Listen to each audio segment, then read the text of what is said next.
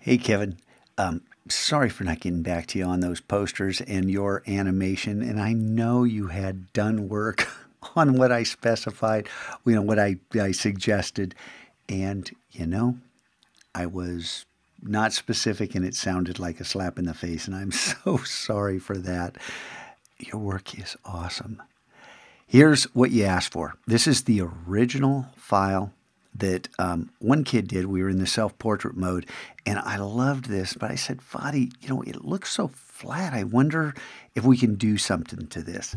And I just experimented sitting right there with him standing right there and said, what if, and tried this, and then refined this over time, and I have fallen in love with Camera Raw and what it does not only to Illustrator files, but my Photoshop work when I think it's done. That's the point, is you think it's done, try this a couple times, season to taste, and sometimes, most times, you wind up with something pretty darn cool. I'm just going to hit Command-C, copy that, switch over to Photoshop, and new document, hit return, Command-V. Paste as Smart Object. It's just because I always paste as a Smart Object. We got a little line at the bottom. Hit the down arrow a couple times. I think that'll do it. Click. Oh, place that thing. Switch tools. Yeah, place that. And there we go. There's the beginning. But this thing's way too small. So let's go ahead and take this up and say maybe 200%. It's a Smart Object, so we don't care. Right? So we have something a little better to work with. Now, I'm going to merge down, Command-E, and you can say, why was it, it's a Smart Object. Well, that let us resize it.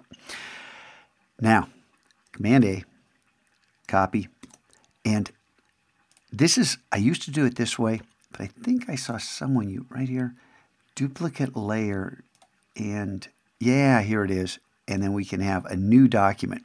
This is better. I used to copy, open a new file, paste it, merge down, all with keyboard shortcuts. And then name it 0, close it, open it in Camera Raw. This is a little better, so we're just going to go ahead and do it. And click OK. And we now have two files open, our original and this one. Now this one, we'll go ahead and save it out. I just name these things 0. And dump them on the desktop for lack of a better place because they're temporary files. Command-W. It's gone. And we'll deselect that. So then Command-O to open, select that, change this to Camera Raw, and open it. Now, this changes depending upon whatever file you have. But the first thing I try is just crank up clarity all the way. And that's, maybe a little too much. And probably a little too much. But notice the gradient showing up. What happens if you pump up the whites? What happens if you pump up the exposure a little bit? See the gradient starting? And sometimes this is too much. You pump up the vibrance a little bit and look at, maybe you're not seeing this. I'll send you this file so you can see this as well. See what's happening. Now there's a lot of other settings you can go through, and I typically do that and jump in and adjust the luminance channel. You can do all kinds of stuff, but we'll just go ahead and open this image. And then hit V, move this thing over here, hold down Shift and drop it in place. And now we got before and after. And you're starting to see this. But then what I do is I take this through again and again and again, maybe 2, 3, 4 times back through Camera Raw. Because every time, might as well, huh? What is this? Right click here, duplicate layer, new, OK, save as 0, yes, replace it. Oh, because I'm an idiot and have this open. Don't save. Now we can save this and save it as 0 and replace that thing. Because 0 is just a file you're going to use again and again and again, whatever folder you're saving in. And that way, then you close this, which is what I should have done. And then open this in Camera Raw. And this time, maybe we won't take clarity quite so far. But again, we pump up those whites. And, if the background had color, this would be helping too. Play with the exposure a little bit. You can see that you're starting to get some real dramatic gradients going on. And maybe I shouldn't have taken up clarity all the way the first time. But this is, and you can also do the levels and everything else. And you can see the transition from 1 to 2 to 3.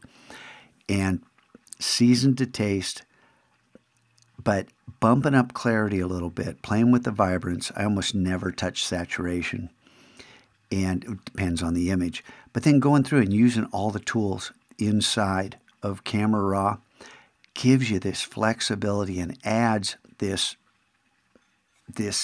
flavor to the image that just doesn't happen in Illustrator. It's not possible to get these kind of gradients, these kind of luscious combinations of colors. And it starts looking, oh, yeah. There's a final step. Let's go ahead. We'll turn this into a smart object. I forgot about this. This is the last thing I tried, and this made it look three-dimensional. So you take this, put on filter. It's a smart object. And then you go into blur, Gaussian blur, and take the Gaussian blur. You don't want to take it too far. Click OK, and then change the blending mode to darken. And then it always goes too dark. And you take levels and you just brighten it up a little bit. And you may not see it here, but you get this kind of plastic effect. It starts looking unreal. How was that achieved? And then you can play with, the opacity. What are you, do you want it at 100% opacity or not?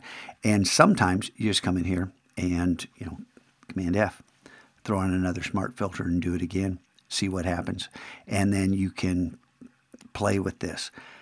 Anyway, this is something I really enjoy and have found it to be so useful in so many images. And you don't have to get carried away like I did on this one. But the before and after, fold down option here, and you look at the original one and see what happened to this. And the transformation is startling. And in this case, because I rushed through it, may not be the best it could have been, but it's a much richer image and far more visually interesting. All right, rambled enough. Thanks so much. Can't wait to see you down at Asilomar.